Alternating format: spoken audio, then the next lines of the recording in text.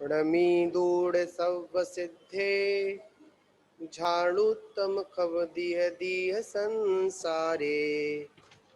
दस दस दो दो याजड़े दस अणु पे हरणम मोक्षे। नमो अर्हंताणम नमो सिद्धाणम नमो वायरीयाणम नमो वज्रायाणम नमो लोहे सव्वसाहुणम। बोलिए आदिनाथ भगवान की जय। आचार्य श्री कुंद कुंद देव स्वामी की जय। आचार्य श्री 108 श्री आदि सागर महाराज की जय। आचार्य श्री 108 श्री विमल सागर जी महाराज की जय। परम पूज्य तपस्वी सम्राट आचार्य गुरुदेव 108 सन्मत सागर जी गुरु महाराज की जय। परम पूज्य आचार्य श्री 108 श्री सौभाग्य सागर जी महाराज की जय। चलिए परम पूज्य श्री आचार्य सुदन सागर जी महाराज की जय। वाचना को यहाँ पर हम लोग प्रारंभ कर रहे हैं। नमोस्तु गुरुदेव। हाँ जी आशीर्वाद, जिसके अंतर्गत आचार्य परमिष्टि कल हम लोगों को बता रहे थे हमारे उस अनादिकालीन मोह रूपी मिथ्वाद पर बार बार हमको चोट कर रहे हैं कि कैसे भी हो इस जीव की जो मिथ्या मान्यता है वह दूर हो, और उसको ही दूर करने के लिए आचार्य प्रवर यहाँ पर उद्यमशील है, प्रयासरत है। तो कल यहाँ बताया था तीनों लोकों में मणि मंत्र औषधि और रक्षा के जितने भी साधन हैं, चाहे वो घोड़े हो, हाथी हो, रथ हो एवं सकल विद्याएं हो, जब मृत्यु का समय आता है तो कोई उनकी शरण नहीं है, कोई उनकी रक्षा करने वाला नहीं है। तो इसी विषय में कल बताया था कि जीव के बारे में बताया था। तो पांचों इंद्री मतलब यहाँ पर क्या कहा था कल, मतलब लोक किसे कहते हैं, तो कहा था लोक यते दृश्यते जीवादि पदाता यत्र सा लोका, मतलब जहाँ पर 9 पदार्थ दृष्टि गोचर होते हैं उसे क्या कहते हैं, उसको लोक कहते हैं। उसे क्या कहते हैं, उसको लोक कहते हैं। तो उसी लोक की परिभाषा को अब आगे आचार्य ने बताया था कि यह जीव संसारी अवस्था में 4 प्राणों से और 10 प्राणों से जीता है। 4 वेद आचार्य भगवंत ने कहे और 10 प्राण गोमठ सार के अंतर्गत यहाँ पर बताए गए, जिसमें इंद्रिय बल आयु और श्वासोश्वास ये 4 प्राण होते हैं। और इसमें और अपन भेदांतर करते हैं तो इसमें निकल के आता है 5 इंद्रिय, 3 बल, श्वास और आयु। ये क्या है, ये हमारे 10 प्राण हुआ करते हैं। अब उस गाथा के अंतर्गत आगे का जो पद है उस पद को यहाँ पर और प्रकाशित करते हैं। तो क्या कह रहे हैं, तो यहाँ आप आज की वाचना करते हैं। मणि मंत्रो सदह रक्षा, क्या कह रहे हैं कि मणि मंत्रो सदह रक्षा।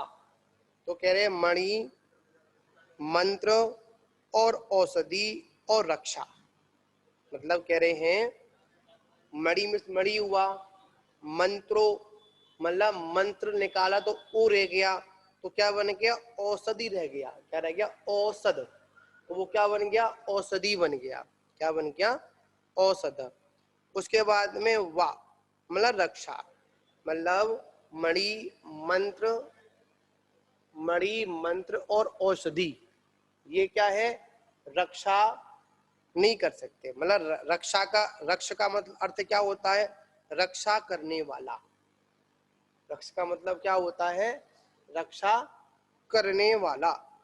साधन मणि मंत्र व औषधि की सामर्थ्य से प्राणों की रक्षा की जाती है।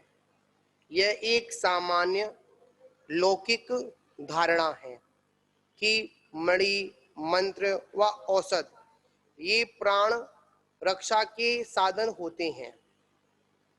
अब कह रहे हैं गह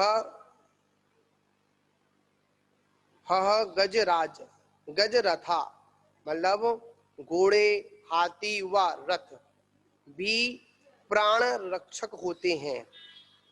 जब कोई प्राणलेवा शत्रु राजा आक्रमण कर देता है तो घोड़े आदि सेना की सहायता से अपने प्राणों की रक्षा की जाती है और शत्रुओं को नष्ट किया जाता है।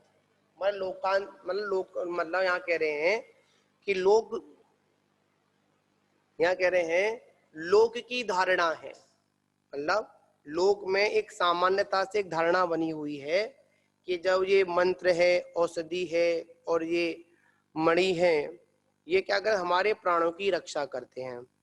और शकल, मतलब कोई हम पे शत्रु आदि जब आक्रमण करता है तो भी क्या करते हैं, तो भी ये हमारी रक्षा करते हैं, प्राणों की रक्षा की जाती है और शत्रु आदि नष्ट हो जाते हैं। फिर कह रहे हैं सकल विद्याचा, मतलब सकल विद्याएं, मतलब विद्या का अर्थ है विशिष्ट ज्ञान। विद्या का मतलब क्या है, विशिष्ट ज्ञान। ज्ञान की अचंत शक्ति होती है, उसके आवरण हट जाने पर जीव की अनंत सामर्थ्य प्रकट होती है। विद्यातिशय से जिन धर्म की प्रभावना की जाती है, विद्यारथ पर आरूढ़ होकर सम्यक दृष्टि व्यक्ति जिन ज्ञान का प्रभावक होता है, ऐसा शमेशार आदि में कहा गया है। किंतु यहाँ विद्या पद से लौकिक विद्या का प्रयोजन ग्रहण करना चाहिए। क्या करना चाहिए, लौकिक विद्या का प्रयोजन सिद्ध करना चाहिए। वास्तविकता में ज्ञानी वही है कि जो अपनी आत्मा को जानता हो, अपने ज्ञान के बारे में जानता हो। परमार्थ से तो वही ज्ञानी पुरुष है। और जो इन शरीर आदि को जानता हो, पर पदार्थों को जानता हो, कितनी भी उसको उनकी जानकारी हो, कितना भी उनको ज्ञान हो, पर आचार्य उन्हें क्या नहीं कहते हैं, उनको ज्ञान से संबोधित नहीं करते हैं। ज्ञानवान वही होता है, क्या ज्ञानवान वही होता है कि जो व्यक्ति क्या करता है, जो वास्तविकता में क्या अपनी आत्मा को जानता है। किसको जानता है, अपनी आत्मा को जानता है। आत्मज्ञान ही ज्ञान है, शेष सभी अज्ञान। जिसको आत्मा का ज्ञान नहीं, तो यहाँ पर क्या सकल विद्याचार, मगर सकल विद्याएं, सकल विद्या से मतलब क्या निकलेगा, विद्या का अर्थ क्या होता है, विशिष्ट ज्ञान। विद्या का वास्तविक अर्थ क्या होता है, विशिष्ट ज्ञान अर्थ होता है। और ज्ञान की अचंत शक्ति होती है। ज्ञान में कितनी शक्ति होती है, अनंत शक्ति होती है। जैसे हमको पता चल जाए, व्यवहारिकता में देखा जाए, यह व्यक्ति कमजोर है, हमको व्यवहारिकता में पता चल जाए कि ये सामने वाला व्यक्ति कमजोर है, ऐसा ज्ञान हो जाए, तो क्या करते हैं, तुरंत हम उसको दबा लेते हैं। कितना भी बलवान हो, पर उसके बारे में अगर जानकारी मिल जाए कि इसका, इस व्यक्ति का ये लीक पॉइंट है, क्या है, ये व्यक्ति ये नुकसान कर सकता है, तो क्या करते हैं, झट हम उसको दबा लेते हैं। क्यों दबा लेते हैं, अपनी युक्ति से दबा लेते हैं। उसी प्रकार जब हमको इन आत्मा की कमियों का पता चल जाता है, आत्मा का ज्ञान हो जाता है और इंद्रियों की कमियां पता चल जाती हैं, तो हमको क्या उद्यम करना चाहिए, हमें क्या प्रयास करना चाहिए, हमको मात्र एक ही प्रयास करना चाहिए, एन केन प्रकारेण, कैसे भी हो मैं अपने ज्ञान के बल से सामने वाली वस्तु का, जो मेरे ऊपर जो आवरण पड़ा हुआ है, जो सामने वाले व्यक्ति ने मेरे ऊपर कब्जा कर रखा है, तो क्या करते हैं, तुरंत हम उसको उठाने का काम कर देते हैं। तो ज्ञान में क्या है, ज्ञान के अंदर अनंत अचिंत शक्ति है। हाँ, अनंत मतलब अचिंत, इसका कोई चिंता नहीं कर सकते। जब इस ज्ञान के बल से, इसके जब इस ज्ञान के बल से यह जीव केवल ज्ञान जैसी विभूति को प्राप्त कर लेता है, इस ज्ञान के बल से ये अनंत सुख आदि को प्राप्त कर लेता है। किसके बल से? मात्र ज्ञान होने से। किसका ज्ञान होने से? अपनी आत्मा का ज्ञान होने से। ठीक है ना? उसके आवरण हटने पर। हाँ जी गुरु जी एक बात, जैसे ये मंत्र बीजाक्षर होते हैं, मंत्रों में बीजाक्षर होते हैं ना, हाँ जी तो वो बीजाक्षरों का कोई वो कहीं उल्लेख ऐसा भी है कि भाई इस बीजाक्षर का ये मतलब है, ऐसा कुछ है कहीं? हाँ जी बिल्कुल है। जो विद्वानवाद नाम की जो ग्रंथ है, जो अंग भी है, उस अंग के अंदर देखिए बीजा अक्षरों को जोड़कर मंत्र बनता है। मंत्र क्या है? जो बीजा अक्षर होते हैं उनको जोड़कर, उनकी शक्तियों को जोड़कर क्या बनता है? मंत्र बनता है। ठीक है ना? क्योंकि एक बीज मंत्र के अंदर बहुत ताकत होती है, क्योंकि उसकी उपमा ऐसे दी गई है जैसे एक बीज मंत्र है, जैसे एक छोटा सा बीज होता है, और जब उस बीज को जब बोया जाता है तो वही बीज एक वट वृक्ष का क्या ले लेता है? रूप ले लेता है। इसलिए आचार्यों ने क्या कहा? बीजा अक्षर शब्द लिया। क्या शब्द लिया? बीज प्लस अक्षर। मतलब जो अक्षर मानते हैं सूक्ष्म रूप में हो, उसकी भी कितनी शक्ति होती है? उसकी बड़ी शक्ति होती है। तो यहाँ पर यही वजह, जैसे ओम है, ह्रीम है, अरम है, क्लीम है, अनेक अनेक प्रकार के जो बीज मंत्र हैं, जो हम भगवान की जो प्रतिष्ठा होती है, जो भगवान के ऊपर हम अंकन्यास करते हैं, मंत्रान्यास करते हैं, इनमें भी बहुत बड़ी शक्ति होती है। अपन को किसी मंत्र को हल्के में नहीं लेना चाहिए, क्योंकि कहा जाता है मंत्र के प्रभाव से ही एक अचेतन वस्तु में भी हम मंत्रों के द्वारा प्राण प्रतिष्ठा करते हैं। क्या करते हैं? जब एक बात समझने वाली है यहाँ पर कि जब हम एक पाषाण के अंदर उन मंत्रों के माध्यम से प्राण प्रतिष्ठा कर देते हैं, बीज मंत्र लिखते हैं, अंकान्यास करते हैं, मंत्रान्यास करते हैं, उससे क्या होता है? वह प्रतिमा एक जागृत अवस्था में प्रकट हो जाती है। जागृत मतलब ये नहीं है कि उसमें कोई चेतनता प्रवेश कर जाती है, ऐसा नहीं है। जागृत मतलब क्या? मंत्रों की शक्ति प्रकट हो जाती है।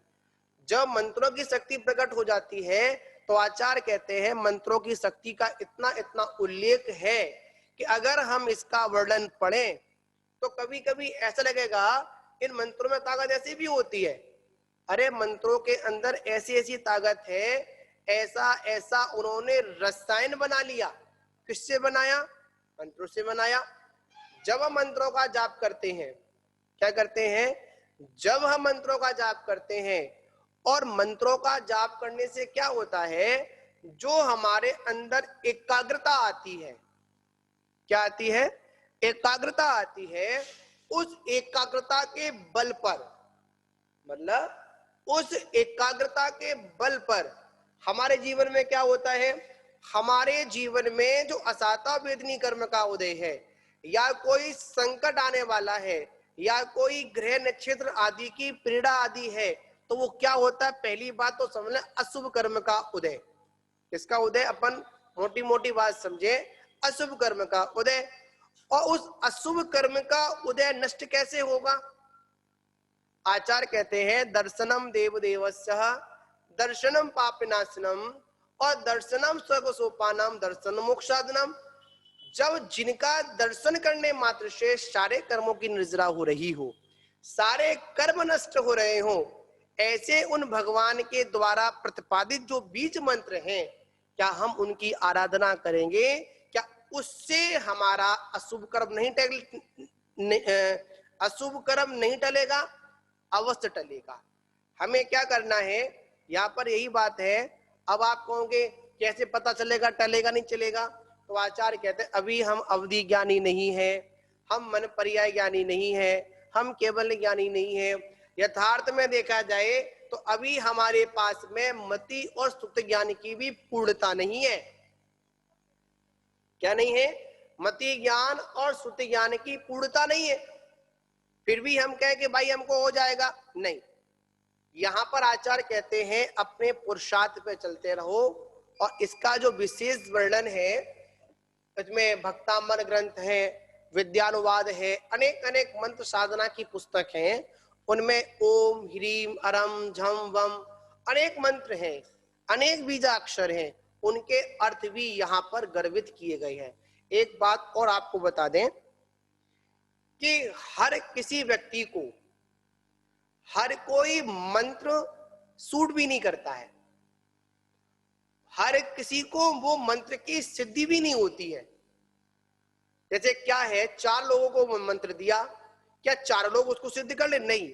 इसमें मंत्र साधना आदि पुस्तकों में ऐसा वर्णन है, उसके नाम से, उस मंत्रों के नाम से पूरा गुणा भाग किया जाता है। गुणा भाग करने के बाद कुछ ऐसा गणित होता है, उससे उस मंत्र के अक्षरों को जोड़कर, उस व्यक्ति के नाम को जोड़कर, तब जाकर उसमें सही अगर निकल के आता है, तभी वो मंत्र सामने वाले व्यक्ति को लाभदायी होता है, अन्यथा वो मंत्र उसके जीवन में लाभ करेगा ही नहीं।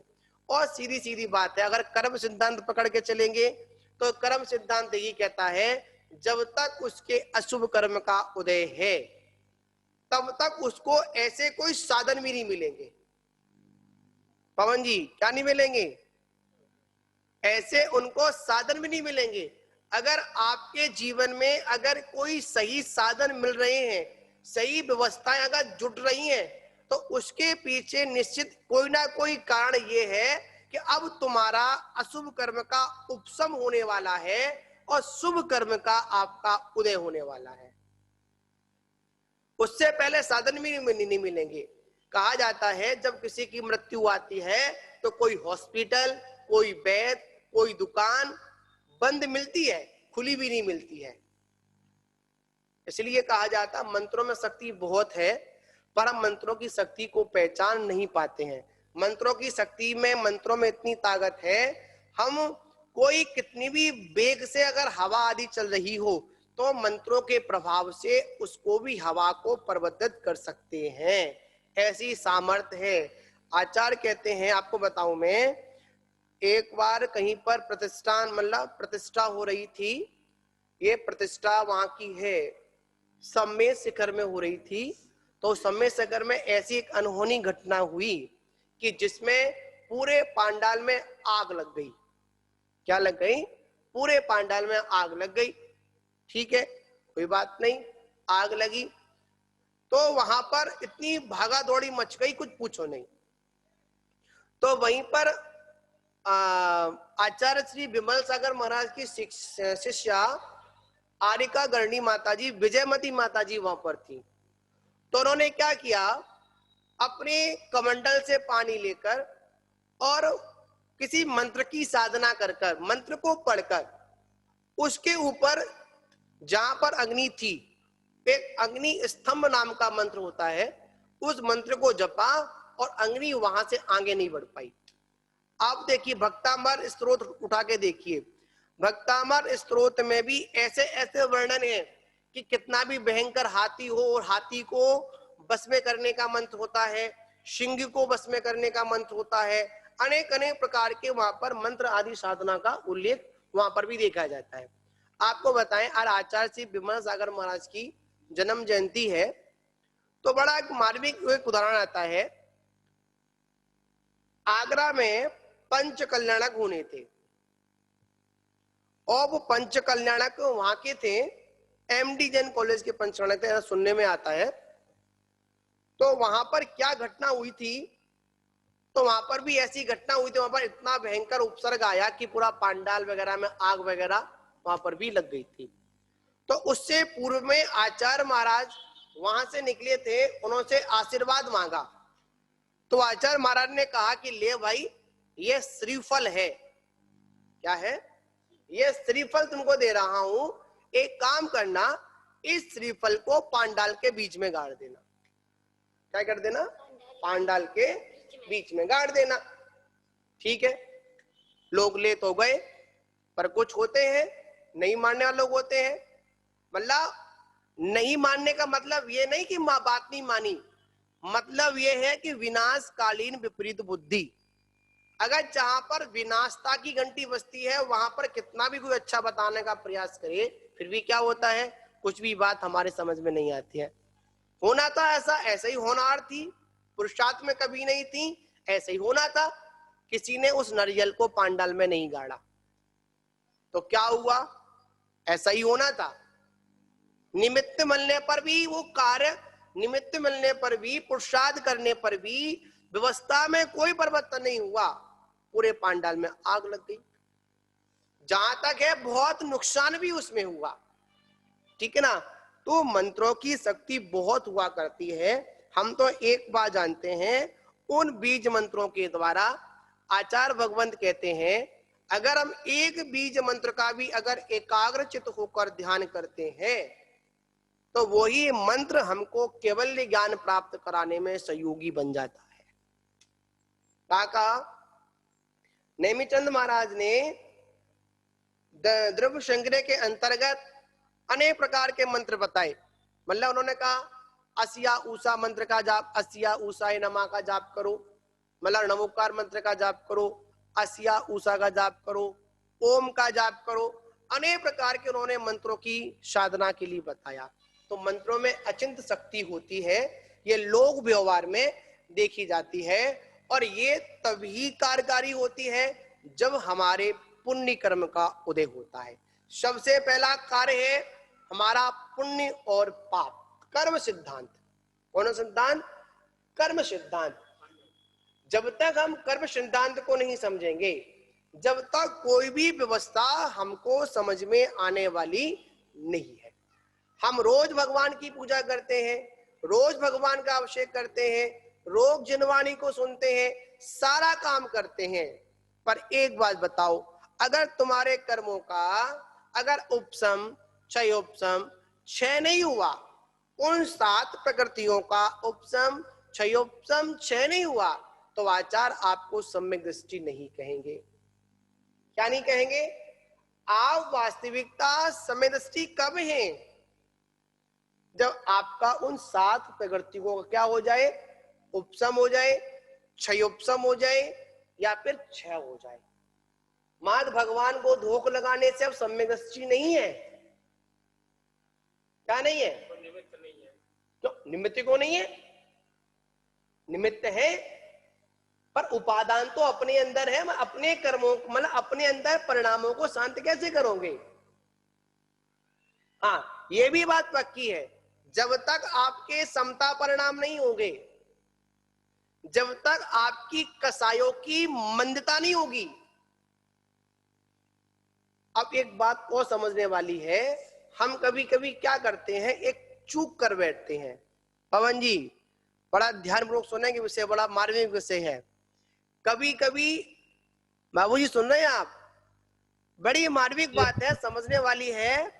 कभी कभी हम लोग कसायों की मंदता को उपशम क्षयोपशम और क्षय की अवस्था समझ लेते हैं। कसायों की मंदता को क्षय क्षयोपशम और उपशम भाव समझ लेते हैं, पर ऐसा होता नहीं है। कोई व्यक्ति मंद कसाई है, अगर किसी के अंदर मंद कसाय है तो प्रमाणता नहीं है कि वो सम्यक दृष्टि है। कषायों की मंदता उपशम तो गिनी जाएगी या नहीं जी? नहीं, देखिए यहाँ कषाय का उपशम तो माना जाएगा। देखिए पवन जी, यहाँ पर बड़ी बात समझने वाली है। मंद कसायों में अभी उसकी कसायों का उपशम नहीं हुआ, क्षयोपशम नहीं हुआ, क्षय नहीं हुआ। भद्र परिणाम याद रखना, अभव्य के भी मंद कसाई हो जाती है। गुरुदेव कषायों का उपशम किसे गिना जाएगा? कषायों का उपशम किसे गिना जाएगा? कसायों के मतलब आप, मैं आपसे पूछूंगा, उपशम सम्यक दर्शन की पहचान क्या है? उपशम सम्यक की परिभाषा क्या निकालेंगे पर बताइए? कषाय का उपशम होना उपशम सम्यक दृष्टि हुआ, उसकी पूर्ण परिभाषा है। वो तत्व बोला, तत्व सूत्र लिखो, तत्व सूत्र ले जाओ ना, मोक्ष शास्त्र, ठीक है ना।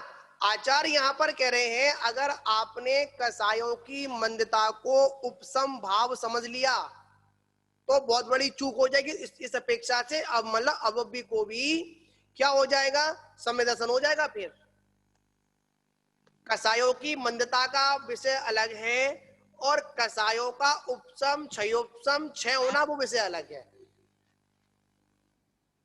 यहाँ पर सम्यक दर्शन तो एक अलग अलग वस्तु है। हाँ, उसका इससे कुछ लेना देना है ही नहीं।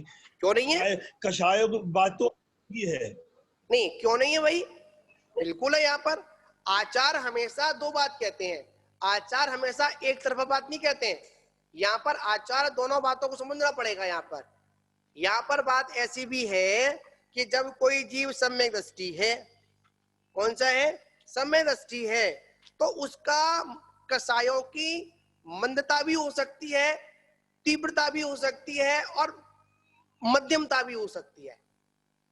ऐसा मत समझना आप सम्यक दृष्टि जीव के हमेशा मंद भाव होंगे, ऐसा नहीं है। सम्यक दृष्टि जीव के कभी कभी तीव्र परिणाम भी हो सकते हैं। सम्यक दृष्टियों ने युद्ध भी किया है, संकल्पी हिंसा भी उन्होंने की है। हाँ, पर सम्यक दर्शन का तो ये अपनी आत्मा के अनुभव से है। उसको तो बाह्य में क्या हो रहा है उससे लेना देना नहीं है। क्या बाह्य में बात तो है, तीर, अरे ऐसा कहोगे बाहर से कोई मतलब नहीं है, बाहर का एटमॉस्फेयर के अंदर के परिणाम को मलिन नहीं करता क्या? अंदर के परिणाम अलग होते हैं और बाह्य में जो घटनाएं होती हैं, रागादि वश राग तो होता ही है, तो राग थोड़ी चला गया उसका, लेकिन अच्छा, राग के वशीभूत हो गए कोई अरे भी घटनाएं हो पवन सकती जी, हैं। ये अंतरंग जो है वो ब्रह्म समझता है। अरे एक बात मुझे बताइए, बाहर आग जल रही है तो अंदर क्या उसकी गर्मी नहीं पहुंचेगी क्या? अब गच को नहीं, मानेंगे के आप सिर्फ इतना बताइए मुझे, बाहर अभी हमारे अंदर इतनी एकाग्र चित्ता नहीं है, तो एक बात बताइए, जब बाहर अग्नि जल रही है तो अंदर क्या गर्मी नहीं पहुंचेगी? बिल्कुल नहीं पहुंचेगी। क्यों नहीं बाहर पहुंचेगी? अग्नि जले, मैंने बताया ना, बाहर अग्नि जले, सिर पे अग्नि जले या कोली में पहले जाए, अंतरंग बिल्कुल मलिन नहीं होगा। अंतरंग में ये मेरा है ही नहीं, जो ये जाने वाला है ये तो पुद्गल है, इसको मेरा कोई लेना नहीं, देना नहीं है। जीवाली अंतरंग बिल्कुल जो है निर्मल रहेगा। जो जो एक आप जो बात कर रहे हैं बिल्कुल सही कर रहे हैं। जब वो ध्यान की एकाग्रता में है तो चाहे कितनी भी भार क्रिया हो रही हो तो भार कोई मतलब नहीं है उनको। पर याद रखना, यहाँ पर मात्र सम्यक दृष्टि के चतुर्थ गुणस्थान वृत्ति की बात चल रही है। यहाँ पर अभी यहाँ पर आप गुणस्थान भी उसमें लगाइए, आप ये तो मत वो तो अलग बात है, नहीं लेकिन बात। गुरुजी कभी कभी ऐसा होता है कोली पे चोट लग गई और उपयोग में नहीं है। हाँ अगर जी, उपयोग नहीं है तो लगे मालूम चलता भी ये खून निकल रहा है, कहाँ से निकल रहा है, कहाँ लगी मालूम ही नहीं चलता, देखिए क्योंकि ऐसा उपयोग है ही नहीं है, उसको। देखिए मैं आपको बताऊं, उपयोग तो है पर उपयोग में अभी वहां पर स्थिरता नहीं जमी है। बस उसको पता तो है लग गई है मेरे, ऐसा नहीं है कि उसको लग गई है, आप ऐसा नहीं कह सकते हैं, ऐसा नहीं कह सकते हैं कि उसको जिसके लगी तो लगी है है लेकिन उसके वो उपयोग पता में नहीं नहीं चला। है। पता तो है मेरे लग चुकी है, वेदना भी हो रही है, पर अभी उस जगह उपयोग की वहां पर स्थिरता नहीं है। बस जहां पर उपयोग की स्थिरता हो जाएगी वहीं पर दर्द का महसूस चालू हो जाएगा वहां पर। ये भी बात समझने वाली यहाँ पर है। यहाँ पर भी हमको थोड़ा सा उस विषय को समझना है। जब यहाँ पर हम चौथे गुणस्थान की बात कर रहे हैं तो यहाँ पर मैं आपसे कहूंगा कि जो व्यक्ति ध्यान में आरूढ़ है वो तो किसी को मारेगा नहीं। यहाँ पर बात चल रही है जो मंद कसाई है उसको क्या मत समझ लेना आप, उसको आप सम्यक दृष्टि मत समझ लेना, बहुत बड़ी भूल कर बैठेंगे आप हैं। और क्या, यहाँ पर बसे ये है कि अवयवी की कंडीशन भी लगानी पड़ेगी। यहाँ पर मतलब प्रथम गुण स्थान वृत्ति को भी भद्र परिणाम होते हैं और उन भद्र परिणामों के मतलब मंद कसाय के परिणामों से ही वो एक इंद्रिय पर्यायों का छेदन कर कर वो त्रिस पर्याय में आता है, ऐसे नहीं आ जाता। जो निगोदिया जीव जो निगोद से निकलते हैं वो तीव्र परिणाम नहीं निकलते हैं। वो कब निकलते हैं? जब उनके परिणामों में मंदता का भाव आता है, तब जाकर उस पर्याय को छोड़कर वो तृष्पर्याय में आते हैं, उससे पहले आते ही नहीं है वो लोग। यहाँ पर हर विषय को समझना पड़ेगा। तो यहाँ पर क्या बात थी? मंदता, हमारी ये गलती हो जाती है, हम यहाँ पर एक गलती कर बैठते हैं। हम सम्यक दृष्टि हैं? नहीं, हम सम्यक दृष्टि नहीं है।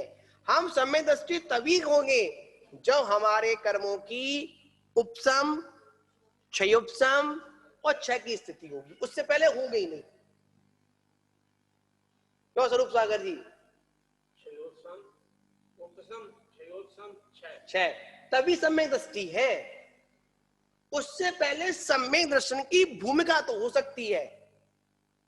क्या हो सकती है? सम्यक दर्शन की भूमिका तो हो सकती है, सम्यक दर्शन के नजदीक बना तो हो सकता है। इनके बगैर सम्यक दर्शन की पूर्णता हो जाएगी। पूर्णता नहीं, मैं भूमिका बोलो, भूमिका मतलब जो मंद कसाई है वो सम्यक दर्शन के नजदीक तो हो सकता है। सम्यक दृष्टि हो या ना हो ये जरूरी नहीं है। भजनी शब्द है। क्या शब्द है? भजनी शब्द है। ये तो खुद जाने या फिर केवली भगवान जाने, इसका हम कोई प्रमाणता नहीं दे सकते हैं। आप सम्यक दृष्टि हो या नहीं हो, आप ज्ञानी हो या अज्ञानी हो, हम आपसे कुछ नहीं कह सकते। हाँ, हम तो यही कहेंगे अगर द्रव्य दृष्टि से देखा जाएगा, संसार में जितनी भी आत्माएं हैं सब ज्ञानमयी हैं, ज्ञानी है सब, अज्ञानी कोई नहीं है, सब ज्ञान में है। अगर हमने ज्ञानपने को नष्ट कर दिया तो हमने जीव के मुख्य गुण को नष्ट कर दिया। किसको नष्ट कर दिया? जीव के मुख्य गुण को नष्ट कर दिया।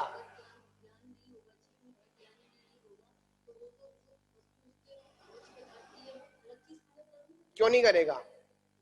एक बात सुनो, यहां पर बात दी है, वहां पर बात समझने वाली है। देखिए, एक इंद्रिय जीव है, मतलब जो त्रिंच आदि के जीव है, और एक हम लोग हैं, और हम में भी मनुष्य जाति के बहुत लोग, भिन्न भिन्न लोग हैं।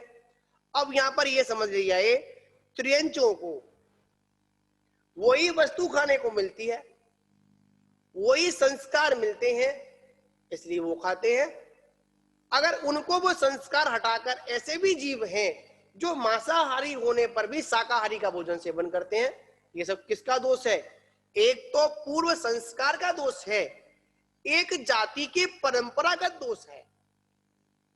अगर उनको अगर संभाला जाए तो, ऐसे अमरचंद ने उस शेर को जलेबी कैसे खिला दी?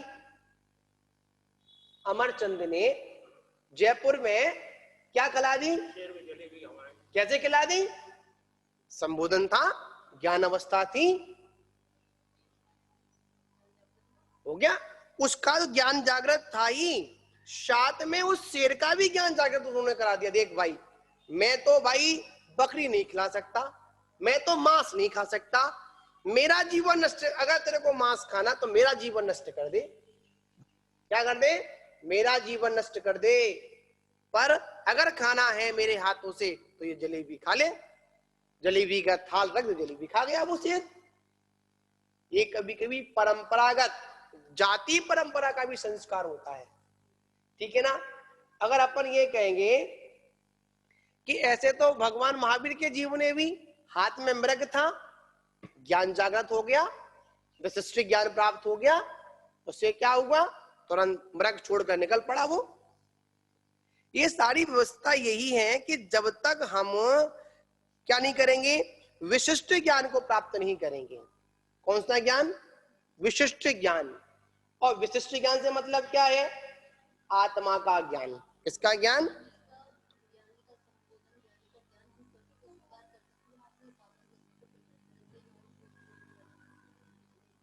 देखिए माताजी, उपादान शक्ति को प्रकट करना ही है, थोड़ा पुरुषार्थ भी करना है, मेहनत भी करनी है। देखिए जब, हाँ देखिए उपादान तो है, पर कभी कभी क्या करता है, उपादान तो सभी के अंदर है, ऐसा नहीं है। उपादान चाहे भव्य हो चाहे अव्यय हो, सभी के अंदर उपादान पड़ा हुआ है। पर कुछ ऐसी व्यवस्था होती है, इतना कर्म का घोर आवरण होता है कि कितने भी निमित्त मिलने पर, कितना भी संबोधन मिलने पर, कभी कभी वो मतलब वो कर्म का पर्दा हट नहीं पाता है, आवरण हट नहीं पाता है। और याद रखना, जब भी हमारे ऊपर से आवरण हटेगा तो कब हटेगा? जब हमारे पास विशिष्ट ज्ञान होगा, सम्यक जी ज्ञान कर्म होगा। जो है, हमारे जो कर्म जो है, दो दो चीजें करते हैं। एक तो सादा वेदनी, यानी कि ये जो धनेश्वरी वगैरह ये देते हैं। दूसरा, ज्यादा से ज्यादा मृत्यु कर सकते हैं। और जब गृहस्थी से निकल गए, महावरा धारण कर लिया, तो ऐश्वर्य वगैरह की वहां की जो बात खत्म। और संलेखना के समय में मृत्यु का भय नहीं रहता, इसलिए उनका कर्म कुछ नहीं कर सकते। देखिए पवन जी, एक बात आपने कही, ये कर्म ये कर सकते हैं। पहली बात तो कर्म जड़ है, वो कुछ कर सकता ही नहीं है। अगर यहाँ पर अपन बोल देंगे कर्म कुछ करे, कर्म तो जड़ है, क्या जड़ वस्तु कुछ करती है क्या? कर्म स्वभाव में तो कुछ कर ही नहीं सकते। वो विभाव पढ़ने, जो पुद्गल परिणतियां हैं, उस दो काम करती हैं। एक तो देखिए, मरण पहली कराई या पहली बात ऐश्वर्य तो कराएंगी पवन जी, संसार अवस्था। यहाँ पर एक बात सुनिए। यहाँ पर तो कर्म है, कर्म एक जलती हुई लाइट है। क्या है? जलती हुई लाइट है। कभी काली लाइट है तो कहीं पर व्हाइट लाइट है, ठीक है।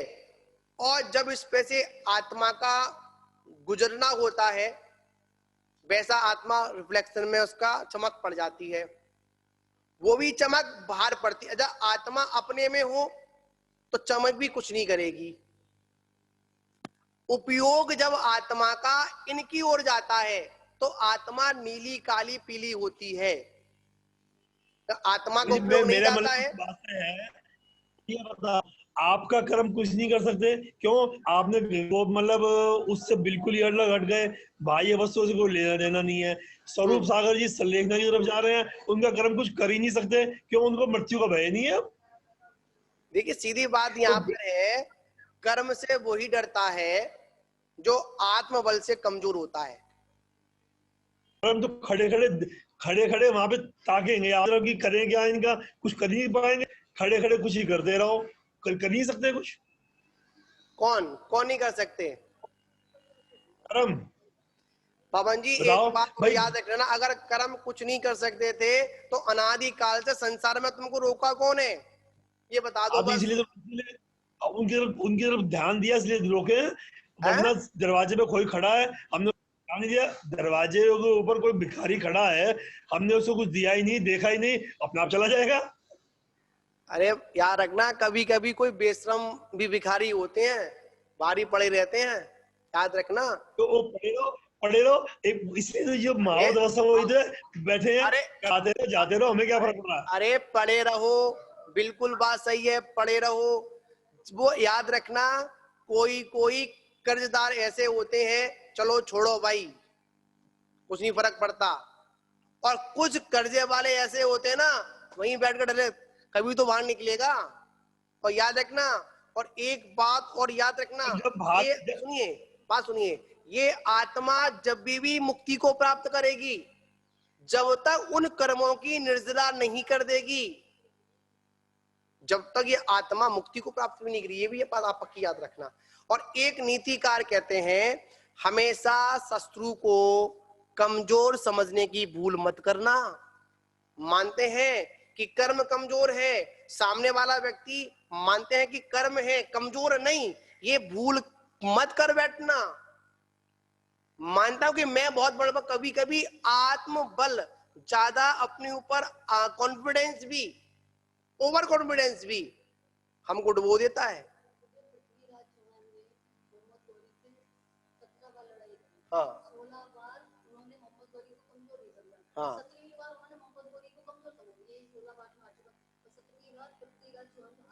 हाँ, माता जी आपके पास आवाज आ रही होगी। पृथ्वीराज चौहान और मोहम्मद गौरी का 17 बार युद्ध हुआ। 16 बार में पृथ्वीराज चौहान हार गए। मोहम्मद गोरी हारा, महमूद गजनी हारा 17 बार।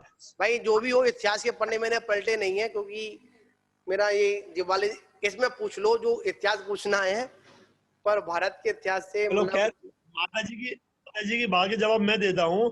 पृथ्वीराज एक बार उसके चंगुल में आया और उसने उसको मारने के लिए जंजीरों में जकड़ लिया, आंख निकाल ली, सब कुछ कर लिया, लेकिन पृथ्वी इतना तगड़ा उसको चंद्र बरदाई उसका एक जो था उसने बताया कि इतने बांस इतने ऊपर, उसको शब्द वेदी ज्ञान था पृथ्वीराज को कि गजनी के चौहान बैठे हैं, तो उन्होंने पहले ही बता रखा था कि इसको शब्द वेदी ज्ञान होता है, घंटा बजाओ तो घंटे पे तीर मार देंगे। तो उन्होंने पृथ्वीराज ने उसको जो तीर मारा तो उसको गजनवी को उस वक्त निपटा दिया।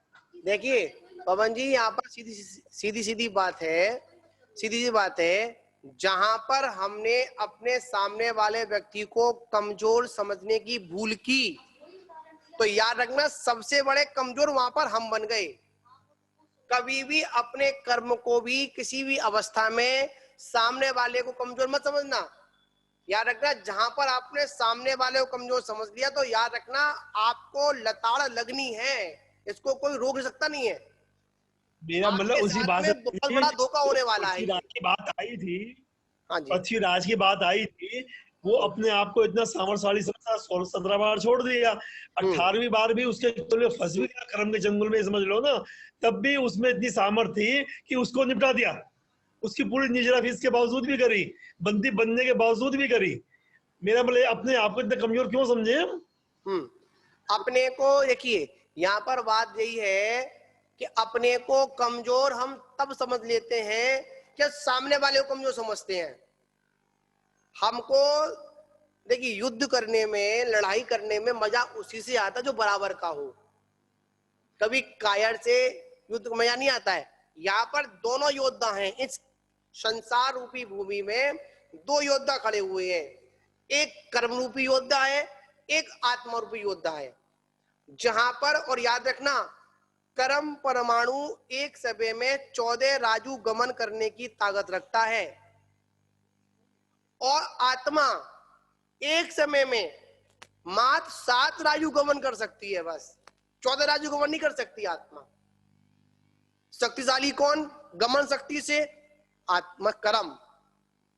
याद रखना, जिस दिन ही आत्मा उस विशिष्ट ज्ञान के माध्यम से अपने ऊपर पड़े हुए उस कर्म रूपी आवरण को हटा देगी, उस दिन ये कर्म कुछ भी नहीं कर पाएंगे। कर्म कब तक अपना असर दिखा रहे हैं? जब तक हमको ज्ञान अवस्था प्राप्त नहीं हो रही है। जिस दिन हमको सच्चा ज्ञान हो गया, विशिष्ट ज्ञान हो गया, तो याद रखना, ये परिवार की बेड़ियां, ये कर्म की बेड़ियां आपको संसार में रहने नहीं देंगी, तुरंत छूट जाएंगी। अभी हमारे पास किसकी कमी है? विशिष्ट ज्ञान की कमी है। किसकी कमी है? विशिष्ट ज्ञान। हमको जानकारी तो है, आज हम शास्त्रों के माध्यम से जानकारी प्राप्त तो करते हैं, पर विशिष्ट ज्ञान प्राप्त नहीं कर पाते हैं। विशिष्ट ज्ञान कब होगा? जब हमारे अंदर भेद विज्ञान होगा। क्या होगा? भेद विज्ञान होगा। हम क्या करते हैं? शास्त्रों को पढ़कर, संघों में रहकर भेद विज्ञान नहीं सीख पाते, भेद भाव सीख जाते हैं। क्या सीख जाते हैं? भेद भाव। तो मैं पूछ लिया, महाराज स्वरूप सागर के हैं क्या? अगर स्वरूप सागर पूछ लिया तो स्वरूप सागर के हैं, और सुमार्ग श्री देख रही हैं, ओ महाराज तो स्वरूप सागर के हैं, इन्हीं की सुनते हैं, इन्हीं की मानते हैं। याद रखना, पत्थर कभी रोते नहीं और सर्प कभी सोते नहीं, और साधुओं का विश्वास मत करना, हम किसी के होते ही नहीं। क्या? अगर हमको इनसे उनसे राग होता तो अपनी परिवार को, अपने माता पिता छोड़कर क्यों आते? गुरु तो माद उस शिष्य पर हाथ रख रहा है जो कमजोर है, वही मटका आसानी से उठाया जाता है जो मटका कमजोर होता है। और कुम्हार को पता है कि कौन सा मटका कमजोर है।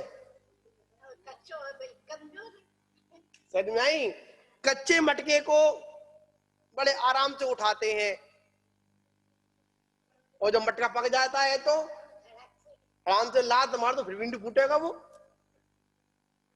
इसलिए हमें क्या करना है, अध्यात्म ग्रंथ पढ़ने के बाद, जिनवाणी पढ़ने के बाद क्या नहीं करना, भेदभाव मत कर लेना, वेद विज्ञान तो करना। स्वरूप सागर जी क्या करना, इस पीछी को लेने के बाद, क्या लेने के बाद, पीछी को लेने के बाद, संयम को लेने के बाद आप भेदभाव मत करना। हाँ, क्या नहीं करना, भेदभाव मत करना, वेद विज्ञान करना। क्या करना है, वेद विज्ञान करना है। अगर वेद विज्ञान आपके पास में है तो पीछी लेना सार्थक है। क्या लेना, नहीं मिथुन बाबू जी, क्या लेना सार्थक है, इस पीछी को लेना सार्थक है। और भेदभाव पड़ा हुआ है तो जाने कितनी बार पीछी ली, कुछ नहीं पता। कोई परिवर्तन हुआ क्या, नहीं हुआ, जहां थे वहीं के वहीं रहे। क्या रहे, आचार्य कहते लड़ो कटो मरो, पर बोलचाल करना बंद मत करो। क्या कहते हैं, लड़ो कटो मरो, पर क्या मत करो, बोलचाल बंद मत करो। क्या बंद मत करो माता जी, बोलचाल बंद मत करो। जहां पर बोलचाल बंद हुई वहां पर रास्ते बंद हो जाते हैं। क्या हो जाते हैं, रास्ते बंद हो जाते हैं। इसलिए क्या करना है, अगर अपने रास्तों को बरकरार रखना है, अगर मोक्ष मार्ग जीवंत रखना है, लड़ने की मने नहीं है, लड़ो। क्या समझ में आई, लड़ो, पर क्या करो, बोलचाल बंद मत करो। जब यहां पर बोलचाल तुमने बंद कर दी तो सिद्ध अवस्था में कैसे रहोगे तुम, वहां पे कैसे रहोगे, वहां पर भी तुम आपस में लड़ोगे। मुनि अवस्था क्या है, देखिए ग्रस्त अवस्था, मुनि अवस्था क्या है। कहा जाता है ग्रस्त अवस्था में मुनि बनने का अभ्यास किया जाता है। कहां पर, ग्रस्त अवस्था में मुनि बनने का अभ्यास किया जाता है, और मुनि अवस्था में सिद्ध बनने का अभ्यास किया जाता है। अब जब तुम अभ्यास में, ट्रेनिंग में फेल हो गए तो आपकी पोस्टिंग सिद्ध में कैसे होगी, कैसे ज्ञान में रहेंगे, कैसे उपयोग में रहेंगे, बताओ हमें। इसलिए कहते हैं ट्रेनिंग ठीक करो तभी पोस्टिंग होगी। स्वरूप सागर जी क्या कह रहे हैं, जो दूसरों को बढ़ाता है, मजे लेता है, कहा जाता है असुर बढ़ावे दुष्ट प्रचंड। वो कौन है, सुर नहीं है, तुम नहीं। यहां कह रहे हैं जो आपस में भिड़ाए, आपस में मजे ले लड़ाने में, तो वो कौन है, नारद जाति का है, नारकी है। गुरुजी संबोधन किसको मिल रहा है बताएंगे जरा। क्या कह रहे हो, आवाज नहीं आ रही आपकी। ये संबोधन किसके लिए और बताएंगे, ये संबोधन किसके लिए हो रहा है ये बता। ये संबोधन जो अपना आत्म कल्याण चाहता हो उसके लिए होता है बस। अगर आपको, अगर आप अपना आत्म कल्याण करना है तो आपके लिए है, और अगर संघ को करना तो सत्संग के लिए है, और अगर मुझे करना है तो मेरे लिए है। सर्वप्रथम तो मेरे लिए ही है, मैं आपको संबोधन नहीं दे रहा हूं, मैं स्वयं अपनी आत्मा को संबोधन दे रहा हूं। मैं जिनवाणी का वाचन आपके लिए नहीं कर रहा हूं। मैं ये बात छोड़ देना आप। अगर मैं यहाँ पर ये सोच लूं ये जिनवाणी का वाचन मैं पवन जी के लिए कर रहा हूं, नेमीचंद जी के लिए कर रहा हूं, बाले जी के लिए कर रहा हूं, ये मेरी सबसे बड़ी भूल है। ये तो मात उस जिनवाणी मैं अपनी वाचना कर रहा हूं, मैं स्वयं अपनी आत्मा को संबोधन कर रहा हूं। अगर आपको अच्छी लगे तो आप स्वीकार कर लो, और नहीं लगे तो भैया छोड़ दो। वही बात यहाँ पर, यहाँ तो उपदेश उसी के लिए है, जिनवाणी उसी के लिए है जिसको आत्म कल्याण का लक्ष्य है। अन्यथा संसारी व्यक्तियों के लिए यह जिनवाणी नहीं है। समझ में आई ना पवन जी? ये उपदेश किन के लिए है? स्वयं के लिए। हे भव्य आत्मा, हे मुमुक्षु, हे योगीश्वर, हे क्या बोलते उसको, हे जीवात्मा, हे भव्य आत्मा के लिए है, हर किसी के लिए नहीं है। अगर माता जी बोल रही है, पवन जी बोल रहा, माता जी बोल रही है कि अगर पवन जी अपने को भव्य समझते हो तो समझ लें अपने लिए। नहीं, हम भव्य को समझेंगे, हम तो भव्य समझेंगे, हम तो आपको मोक्ष मार्गी समझेंगे, हम खराब क्यों समझेंगे आपको? तो ये वाला संबोधन आपके लिए, तो आपको ये प्रश्न करना नहीं था। ये उपदेश किसके लिए किया जा रहा है? ऐसा है, समय सार की जो गाथा है शुरुआती ऐसे है, संसारी जीव नाम भाव मरणो टालुआ करुणा करी सरिता बहावी सुधा धनी विरी से संजीवनी। तो ये तो जिनवाणी संसारी जीवों के लिए ही है, मोक्ष मार्ग के लिए उनको तो जिनवाणी की जरूरत ही नहीं है, वो तो स्वयं खुद मोक्ष है। अरे वो बात आपने तो बिल्कुल, अरे आपने तो बिल्कुल बात कह दी। वहां पर मोक्ष मतलब जो मुक्ति आत्मा है वहां पर जिनवाणी नहीं है, वहां पर निज की जिनवाणी है। ये भी याद रखना, जो मुक्त अवस्था में, जो केवल ज्ञान अवस्था में जो जिनवाणी है वो क्या है? जिनवाणी वो तो साक्षात खुद ही वाणी है जी, वो तो साक्षात खुद ही जिनवाणी है, बस खुद ही जिनवाणी है। ठीक है ना? जब तक हम संसार अवस्था में हैं, भव्य आत्मा है, अपना कल्याण चाहते हैं, उसी को जो जिनवाणी सुवाएगी। और जिनके ऊपर घनघोर कर्म का आवरण पड़ा हुआ है वो दीपक काम तो करेगा, ऐसा नहीं है कि जिनवाणी काम नहीं करेगी, काम तो करेगी, पर घनघोर अंधकार हो, बहुत पटले हो, और वहां पर छोटा सा दीपक जला दो, टिमटिमाता सा हुआ, तो क्या करेगा? वो प्रकाश तो करेगा, अपनी शक्ति के अनुसार करेगा। तो क्या करना है? घोर अंधकार के लिए बहुत बड़ा दीपक, एक दीपक, 4 दीपक की आवश्यकता नहीं है, एक दीपक। कौन सा? केवल ज्ञान रूपी दीपक। जहां पर केवल ज्ञान रूपी दीपक जल गया एक बार, वहां पर क्या होगा? वहां पर सारी कर्म कालमा एक क्षण में नष्ट हो जाएंगे। ज्ञान दीपक जग तो जाए, अरे जगह बाद जलेगा बाद में, पहले ज्ञान दीपक की बत्ती तो बनाना सीख जाओ, उसमें घी डालना तो सीख जाओ, उसका तो क्या कहते हैं वो दीवला, दीवला तो बना लो। याद रखना, मुनि व्रत रूपी दीवला। कौन सा? महाव्रत रूपी दीपक, उसको क्या दीवला क्या बोलते उसको? दीपक, समझ भाई। और अष्ट प्रवचन माता रूपी बत्ती। कौन सी? हाँ, अष्ट प्रवचन माता रूपी बत्ती बनाओ, और 3 गुप्ती रूपी तेल डालो। अष्ट प्रवचन का मतलब क्या है ये बताओ जी? 5 मतलब 5 समती और 3 गुप्ती अष्ट प्रवचन माता होती हैं। ठीक है ना? इसका जो 13 प्रकार का चारित्र है वो यहाँ पर गठित किया है। ठीक है ना? चापन ये कह सकते हैं। और महाव्रत रूपी इसमें घृत डालो, क्या होगा? तब जाकर तुम्हारी वो अंधकार नष्ट हो सकता है, अन्यथा ये छोटे मोटे दीपक से, मति ज्ञान से, स्तुति ज्ञान से, अवधि ज्ञान से अंधकार नष्ट होने वाला नहीं है। ठीक है ना? तो इसी के साथ आज विशिष्ट ज्ञान की बात थी। तो हमने यहाँ पर इसको वाचन किया। तो विशिष्ट ज्ञान का मतलब क्या होता है? जो ज्ञान की अचंत शक्ति, जिसका हम क्या नहीं कर सकते, जिसका चिंतन नहीं कर सकते हैं, उससे क्या होता है? उससे जो आवरण हट जाते हैं और जीव की अनंत सामर्थ्य प्रकट हो जाती है। क्या हो जाती है? प्रकट हो जाती है। विद्या अतिशय से ही जिन धर्म की प्रभावना की जा सकती है।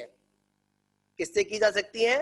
विद्या मतलब जिन धर्म की प्रभावना की जा सकती है, विद्या रथ पर आरूढ़ होकर सम्यक दृष्टि व्यक्ति जिन धर्म की प्रभावना, जिन धर्म का प्रभावक होता है, ऐसा यहाँ पर कहा है। पर यहाँ पर जो विषय चल रहा है अनपेक्षा के अंतर्गत, तो यहाँ पर लौकिक ज्ञान को लिया गया है। यहाँ पर वो पारमार्थिक मतलब पारमार्थिक ज्ञान को यहाँ पर नहीं लिया गया है, किंतु यहाँ पर विद्या पद से अलौकिक विद्याओं का ग्रहण करना चाहिए। विद्यानुपूर्ववाद में हजारों में, विद्यानुवाद पूर्व में हजार से भी अधिक अल्प विद्याएं और महाविद्याओं का निरूपण होता है। अब विद्याओं का वर्णन अपन कल फिर करेंगे। बोलिए महावीर भगवान की जय।